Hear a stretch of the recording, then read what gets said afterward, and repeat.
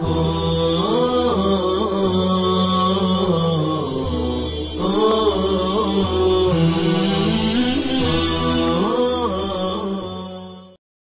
اللہ الرحمن الرحیم سبحان اللہ وبحمدہ عدد خلقہ ورضا نفسہ وزنۃ عرشہ ومداد کلماتہ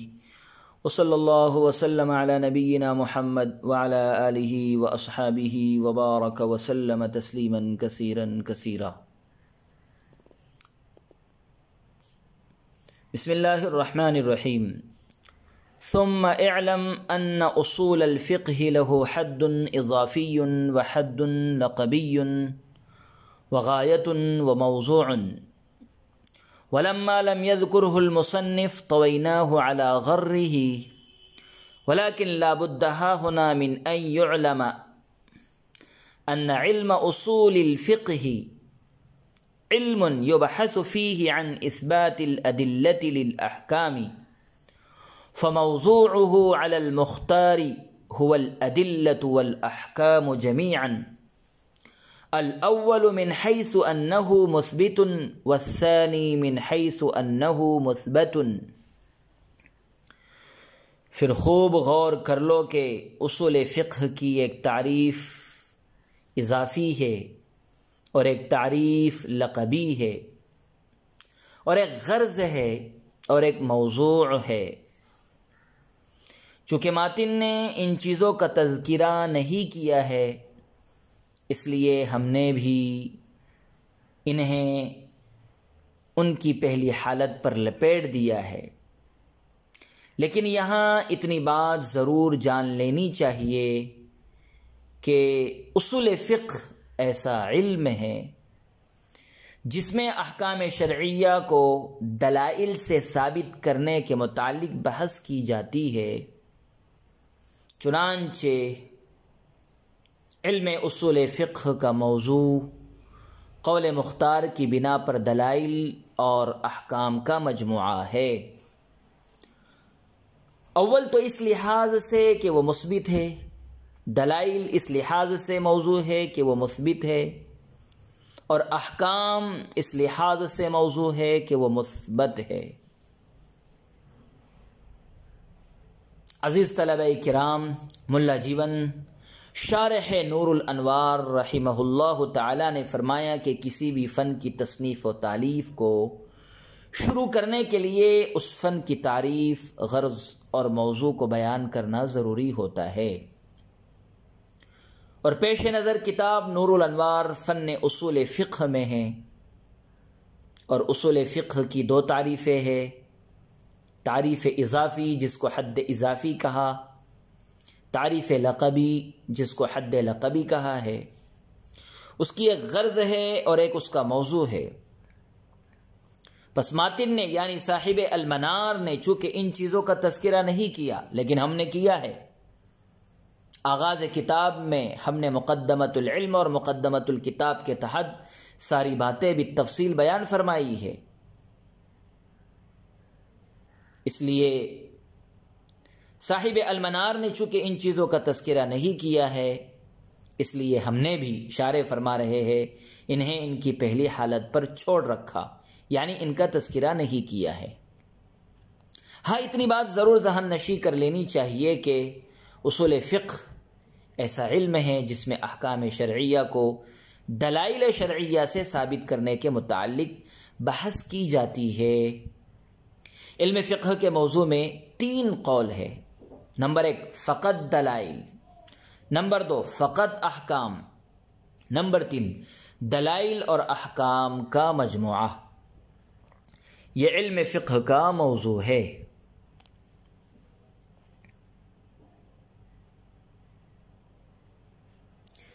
علم اصول فقہ کی غرض و غایت معرفت الاحکام الشرعیۃ عن الادلہ وہی سبب لسعادت الدارین۔ دلائل شرعیہ سے احکام شرعیہ کی معرفت،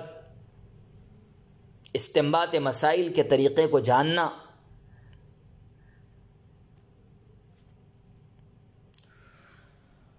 اعتراض یہ ہوتا ہے کہ علم فقہ کا موضوع 2 چیزیں ہیں، دلائل اور احکام دونوں کا مجموعہ، اور یہی قول زیادہ صحیح ہے۔ تو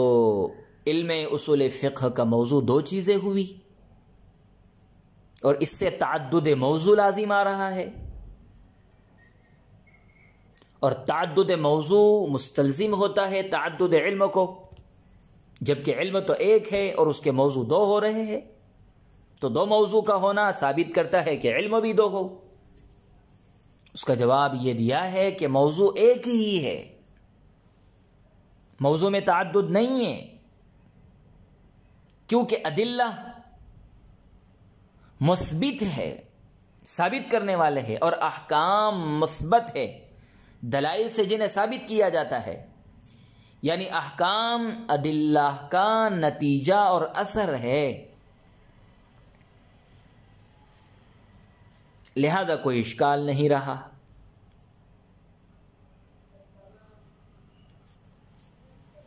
ولما ذكر احوال الادلة في صدر الكتاب واحوال الاحكام في آخره بعد الفراغ عنها فقال اعلم ان اصول الشرع ثلاثة والاصول جمع اصل وهو ما يبتني عليه غيره والمراد بها ها هنا الأدلة والشرع إن كان بمعنى الشارع فاللام فيه للعهد أي الأدلة التي نصبها الشارع دليلا، وإن كان بمعنى المشروع فاللام فيه للجنس أي أدلة الأحكام المشروعة، والأولى أن يكون الشرع اسما للدين فلا يحتاج إلى التاويل، وإنما لم يقل أصول الفقه لأن هذه الأصول كما أنها أصول الفقه فكذلك هي أصول الكلام أيضا۔ مصنف نے دلائل کے احوال کتاب کے اول حصہ میں اور ان سے فراغت کے بعد احکام کے احوال کتاب کے آخری حصہ میں ذکر کیے ہیں۔ چنانچہ فرمایا کہ یہ بات اچھی طرح سے جان لو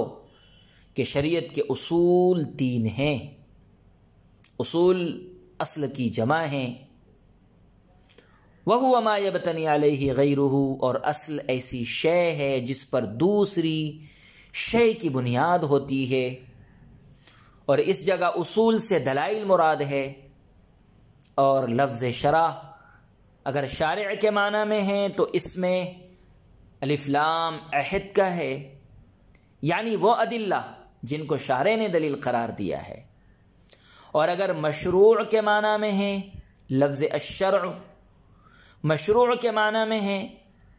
تو اس میں لام جنس کا ہے، یعنی احکام مشروعہ کے دلائل، اور بہتر یہ ہے کہ شرع دین کا اسم ہو تاکہ کسی تعویل کی ضرورت نہ رہے۔ اور مصنف نے اصول فقہ نہیں کہا کیونکہ یہ اصول جس طرح فقہ کے اصول ہے اسی طرح علم کلام کے بھی اصول ہے۔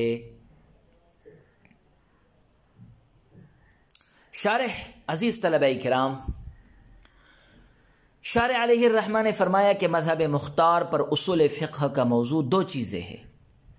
دلائل نمبر 1، احکام نمبر 2۔ اور سب سے پہلے چونکہ موضوع کے احوال کو ذکر کیا جاتا ہے، اس لیے ماتن نے کتاب کے اول میں دلائل کے احوال ذکر کیے، اور ان سے فراغت کے بعد کتاب کے آخر میں احکام کے احوال کو بیان کیا ہے۔ اور دلائل کے احوال کو احکام کے احوال پر مقدم کرنے کی وجہ یہ ہے، دلائل کے بیان کو احکام کے بیان پر مقدم کرنے کی وجہ یہ ہے کہ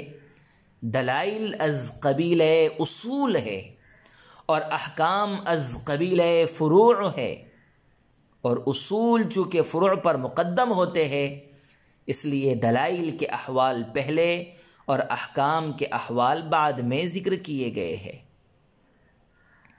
چنانچہ ماتن نے فرمایا کہ شریعت اسلامیہ کے 3 اصول ہیں،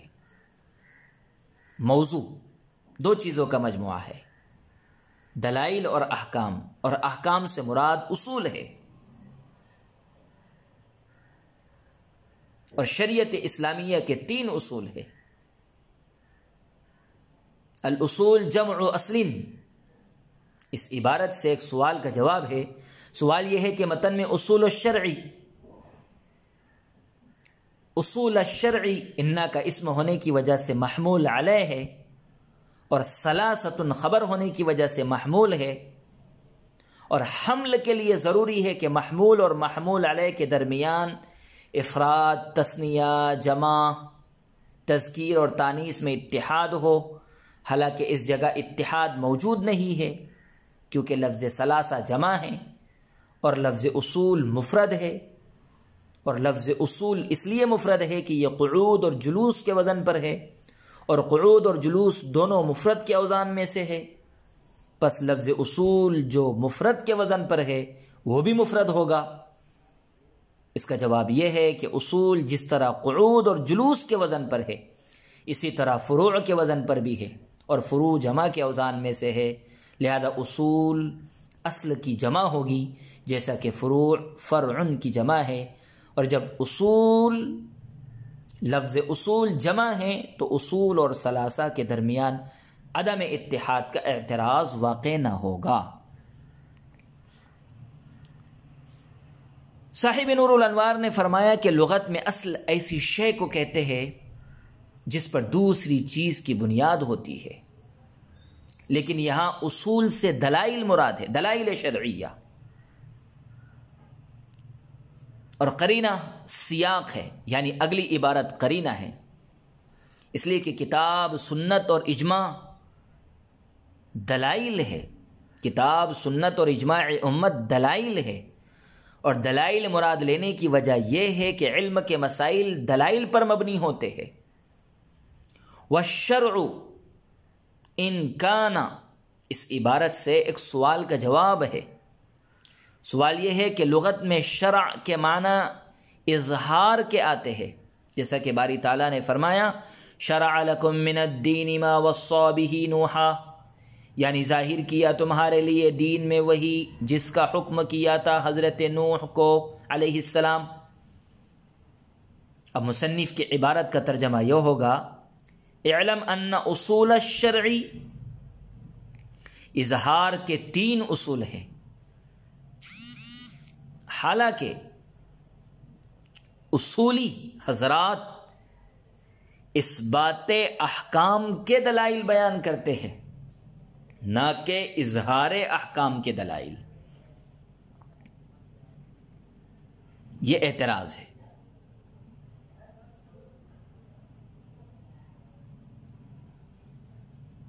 اعلم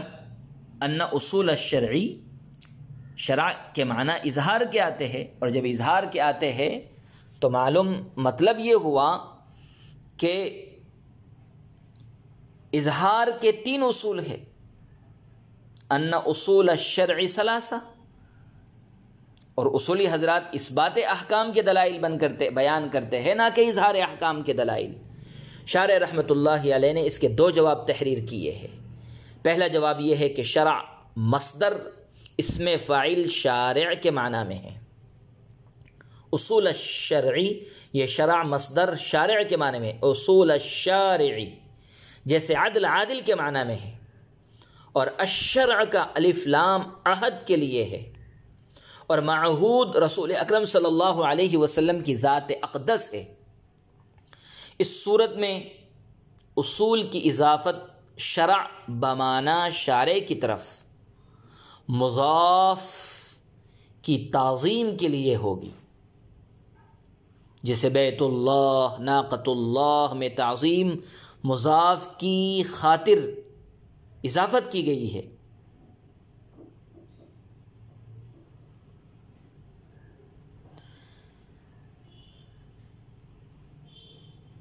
اس صورت میں اصول کی اضافت شرع بمعنی شارع کی طرف مضاف کی تعظیم کے لیے ہوگی، جیسے بیت اللہ اور ناقۃ اللہ میں تعظیم مضاف کی خاطر اضافت کی گئی ہے۔ بیت اللہ، ناقۃ اللہ میں تعظیم مضاف کی خاطر اضافت کی گئی ہے۔ اب عبارت کا مطلب یہ ہوگا وہ دلائل جن کو شارع علیہ السلام نے دلیل قرار دیا ہے، اور دوسرا جواب یہ ہے کہ الشرع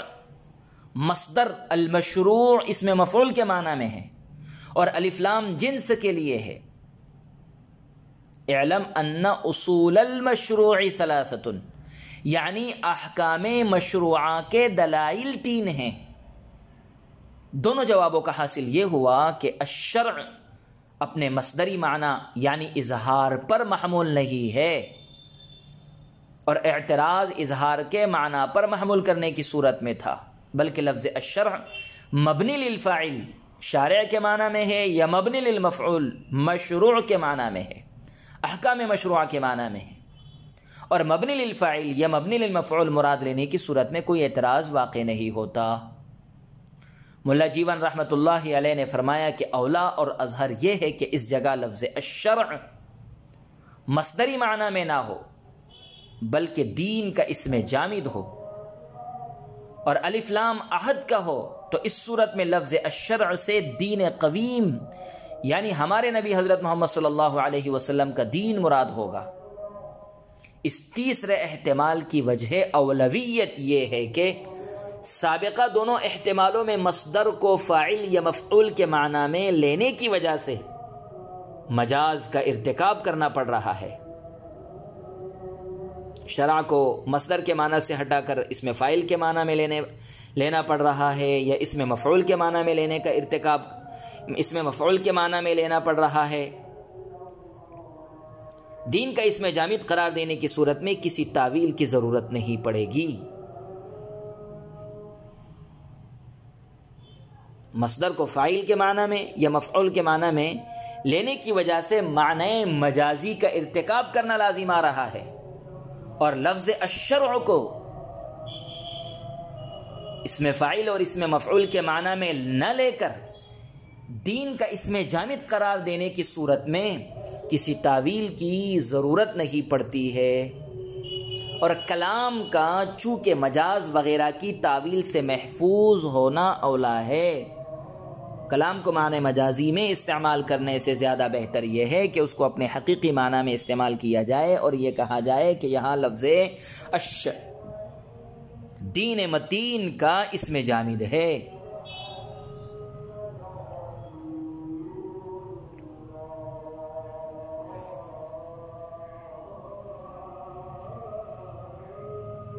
چنانچہ کلام کا مجاز وغیرہ کی تعویل سے محفوظ ہونا اولا ہے بنسبت اس کلام کے جس میں مجاز وغیرہ کی تعویل کرنی پڑتی ہو، اس لیے تیسرا احتمال اولا ہے۔ صاحب نور الانوار کہتے ہیں کہ ماتن نے اعلم ان اصول الشرع فرمایا ہے، اصول فقہ نہیں فرمایا، تو اصول فقہ کہنے کے بجائے اصول شرع کیوں کہا؟ اصول فقہ کے بجائے اصول شرع اس لیے فرمایا کہ کتاب اللہ، سنت رسول اللہ اور اجماع امت تینوں جس طرح فقہ کے اصول ہے، اسی طرح علم کلام کے بھی اصول ہے، اور لفظ شرع دین یعنی احکام نظریہ یعنی علم کلام اور احکام عملیہ یعنی علم فقہ دونوں کو شامل ہے۔ لفظ شرع احکام نظریہ علم کلام علم عقائد کو بھی شامل ہے، اور لفظ شرع احکام عملیہ فروعی احکام علم فقہ وغیرہ دونوں کو شامل ہے، اور فقہ متأخرین کے نزدیک فقط احکام عملیہ احکام فرعیہ کو تو شامل ہوتا ہے، لیکن احکام نظریہ یعنی علم عقائد علم کلام وغیرہ کو لفظ فقہ شامل نہیں ہوتا ہے۔ لہذا اگر مصنف اصول الشرع کے بجائے اصول الفقہ فرما دیتے تو یہ شبہ ہوتا کہ کتاب اللہ، سنت رسول اللہ اور اجماع امت خاص طور پر فقہ کے اصول ہے، نہ کہ علم کلام کے، حالانکہ یہ غلط ہے، کیونکہ یہ تینوں کتاب اللہ، سنت رسول اللہ، اجماع امت جس طرح فقہ کے اصول ہے اسی طرح علم کلام کے بھی اصول ہے۔ پس اس وہم کو دور کرنے کے لیے مصنف نے اصول الشرع فرمایا، اصول الفقہ نہیں کہا۔ وصلی اللہ وسلم علی نبینا محمد وعلی آلہ واصحابہ وبارک وسلم تسلیما کثیرا کثیرا۔